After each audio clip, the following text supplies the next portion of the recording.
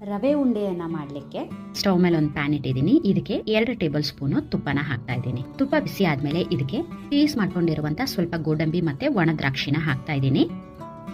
ಇವೆರಡನ್ನು ಚೆನ್ನಾಗಿ ಫ್ರೈ ಮಾಡ್ಕೊಳ್ಬೇಕು. ಕಲರ್ ಚೇಂಜ್ ಆಗೋವರೆಗೂ ಇವನ್ನ ಬಿಡಬಾರ್ದು.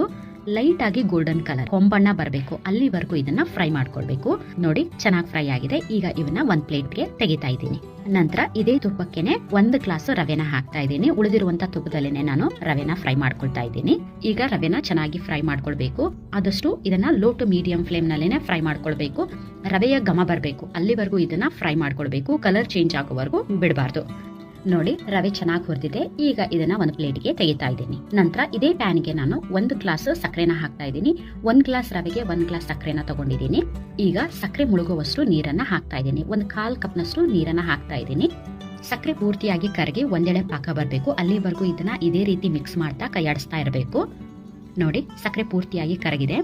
ಆಗಾಗ ನೀವು ಇದು ಪಾಕ ಬಂದಿದೆಯೋ ಇಲ್ವೋ ಅಂತ ಚೆಕ್ ಮಾಡ್ತಾ ಇರಬೇಕಾಗತ್ತೆ. ಈ ರೀತಿಯಾಗಿ 2 ಬೆರಳಲ್ಲಿ ನೋಡಿದಾಗ ಇದು ಎಳೆ ತರ ಬರಬೇಕು.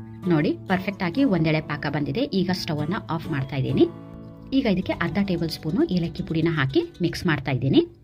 ನಂತರ ಇದಕ್ಕೆ ಹುರಿದಿಟ್ಕೊಂಡಿರುವಂತ ರವೆನ ಹಾಕಿ ಚೆನ್ನಾಗಿ ಮಿಕ್ಸ್ ಮಾಡಬೇಕು. ಫ್ರೈ ಮಾಡಿ ಇಟ್ಕೊಂಡಂತ ಡ್ರೈ ಫ್ರೂಟ್ಸ್ ಅನ್ನು ಸೇರಿಸ್ತಾ ಇದ್ದೀನಿ.